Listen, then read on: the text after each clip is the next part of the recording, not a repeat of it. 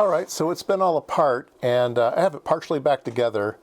So as it turns out, the only thing that moves up and down is that rod. That's the only thing that moves. There is a captive bearing, so there's not a whole bunch of little ball bearings. There's just one big captive bearing. This will set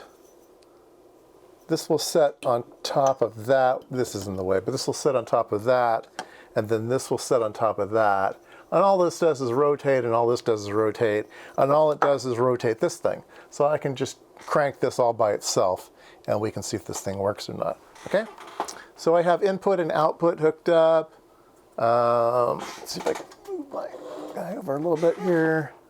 So there's these lumpy things here, and I don't know what causes those discontinuities and lumps and stuff, but you can see this little spike here, and when I rotate it, you can see that spike move, okay? So the labeling here says 940 megahertz is its lowest, and right here in the center here this is 940, okay? And then it says like maybe 2 gig ohms is in the center, so we'll do 2 gig ohms. And then we will start to unwind this thing. We can see that lumpiness there. I will start to unwind this thing until we see something interesting start to happen. I am making the cavity larger and larger and larger. And we'll just keep it going here until I see something. Oh, there it is. So having a lump right there. So you'd have some type of analyzer on the output of this thing, probably a diode detector, and you're just looking for a local minimum. So it doesn't really matter where it starts out as long as it goes below that. So you're looking for this dip here. So this would be at 2 gigahertz. Let's see, it goes up to 3 gigahertz, so we can do that. 3 gigahertz. That's as far as this analyzer will go. So we will keep turning it until we see some lumpiness up at the top here. Turn, turn, turn, turn, turn. Turn, turn, turn.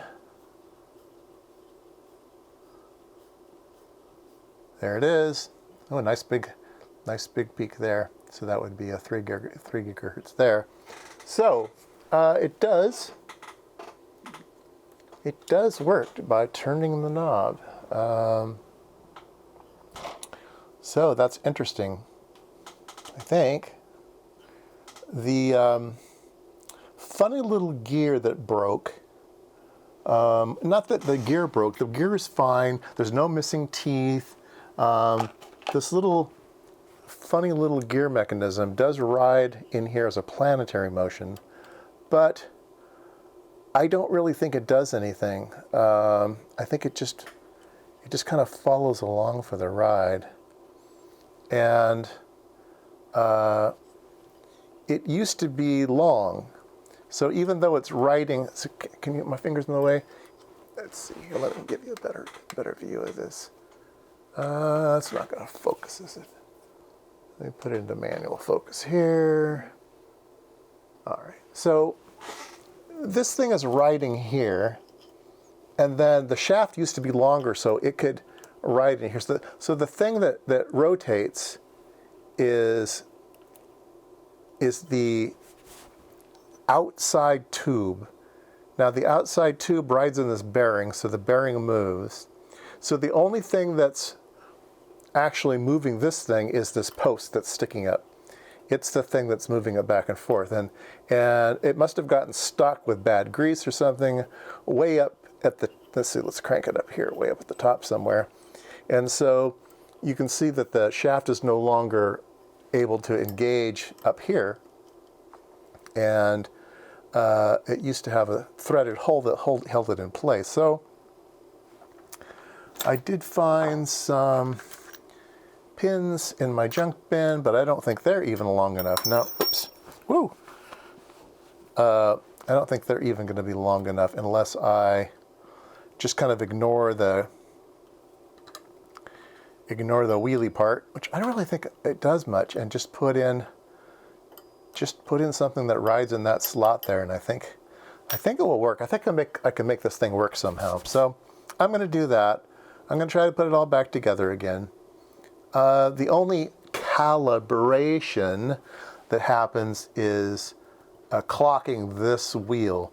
So you're going to set the gauge here to something, some known frequency, and then you will turn the knob until you're right on that frequency, and then this will need to move to get you right onto frequency. And the way that you do that would be to loosen 2 set screws, move that, and then tighten them down. So that is the only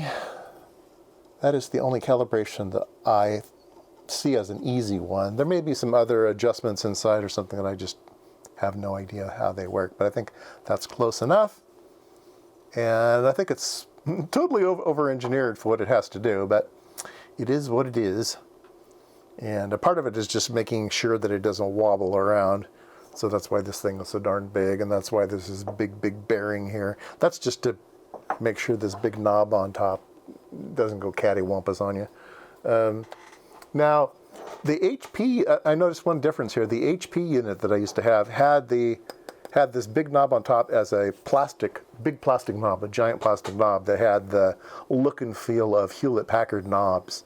Okay, there's a particular look and feel of Hewlett-Packard knob. This is a big cast aluminum thing, giant thing. So, yeah, that's probably the only difference between the two is put HP's name on it and put a plastic knob on top, and you're set to go.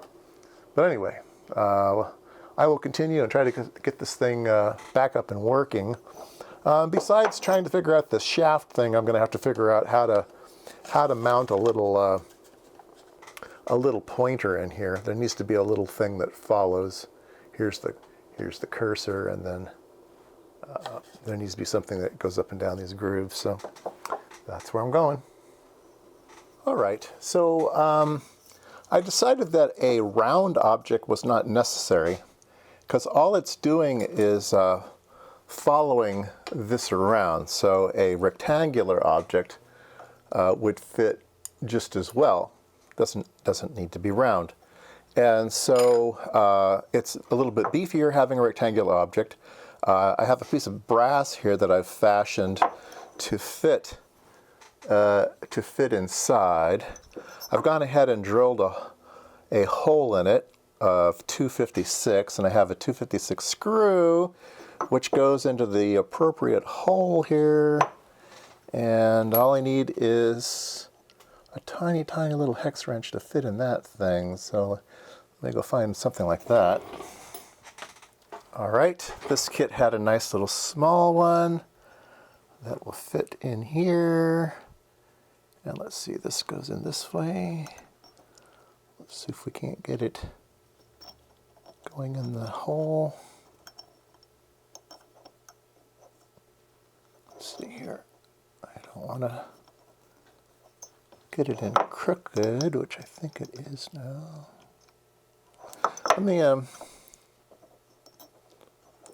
Let me put it in here first to make sure it's.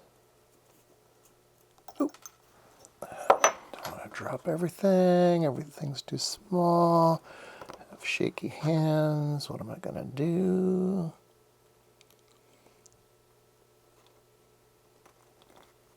Yeah, that fits just perfect. All right, so let's put this in. And let's sight down the hole. Make sure we are perfectly lined up. I'd say right about there.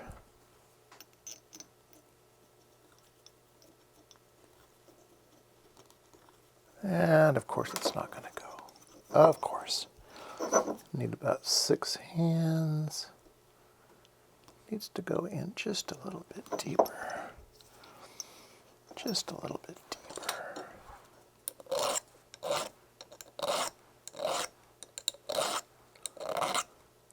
The bottom end goes into a round hole. So it does need to be round, but the rest of it does not.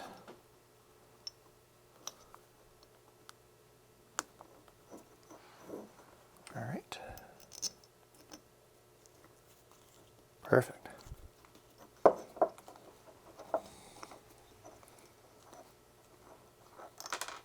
right. Let's put a handle on this thing.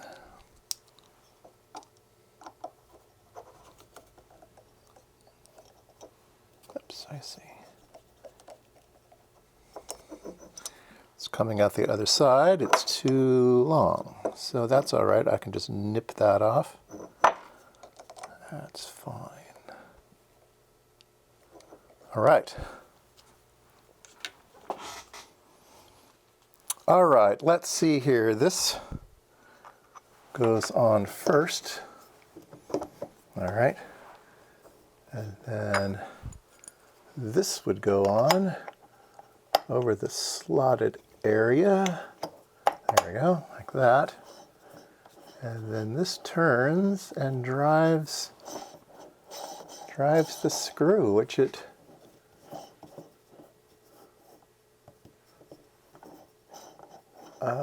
it seems to be doing. Then these have to be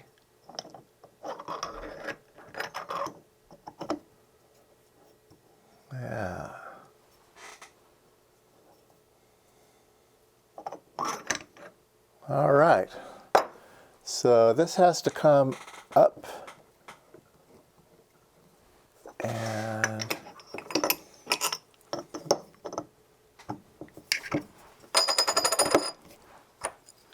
when I put this on, I then have access holes into the set screws that lock down the Is that the wrong one? I think that's the right one. Yeah, there we go.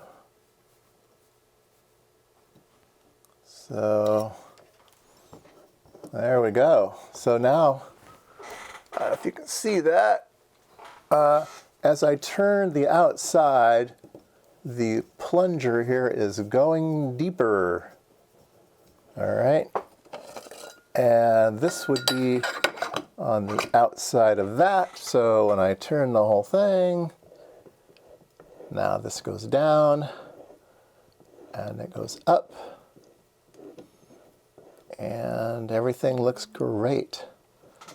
So I think I need to get this off first. There we go. Get that off. And then this needs to come up to where I can get into the hole. Loosen that, and then she comes out. Wow, this thing's hard to put together. But anyway, all right, so I have some markers here. So originally they were red plastic, and I thought about 3D printing them, but it's such a small diameter, it would only be like 4 strands of 3D print material, and it just wouldn't, I don't think it would just hold up. So what I did was I used little copper wires there. You can see that these two follow these grooves, and they move up and down, and they tell you, read the number between the two of them. And it's just a little piece of wire. It's bent into a shape, something like this. And so the curvature holds it in place, and then these little things write in grooves. There's 2 grooves on either side. So anyway, that seems to be working well. So anyway, I'm kind of done playing with this thing. There's probably a calibration procedure and stuff. It seems to be a little bit off in frequency. I don't know exactly how you would calibrate such a thing, but it's very, very close. But let me go ahead and button it up. So what I'm going to do is I'm going to set the thing to a center frequency of something. Let's say 2300. Here's 2300. So we're going to calibrate to 2300. Then if it drifts, it won't be too far on either side, right?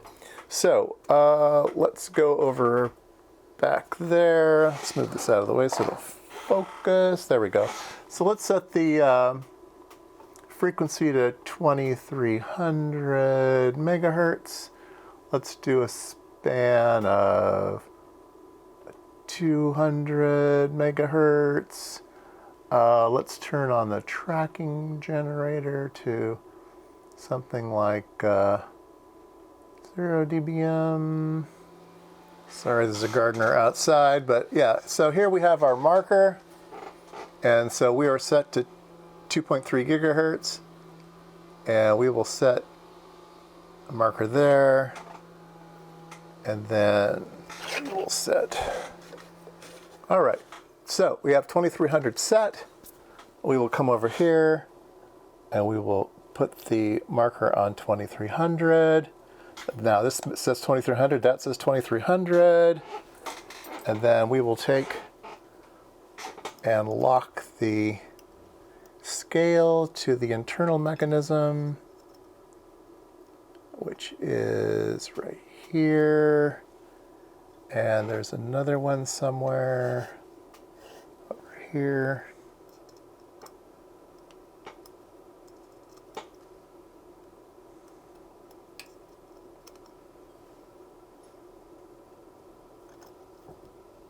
All right, so those are now locked together.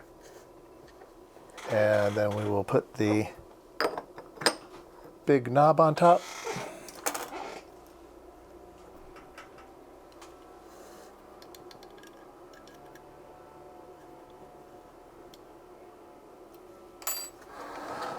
All right.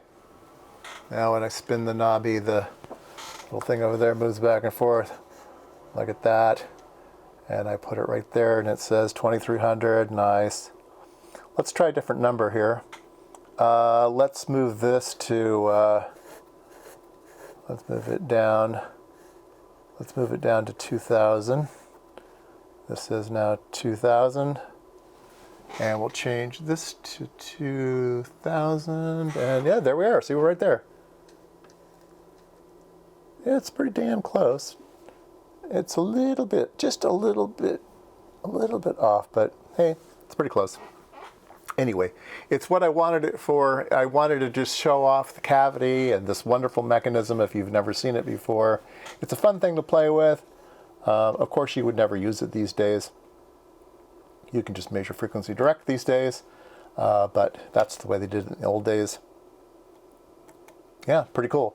Like I said, I had an HP instrument. This one is a PRD, Electronics Incorporated, Westbury, New York, frequency meter, type LS518, serial number 219. Nice.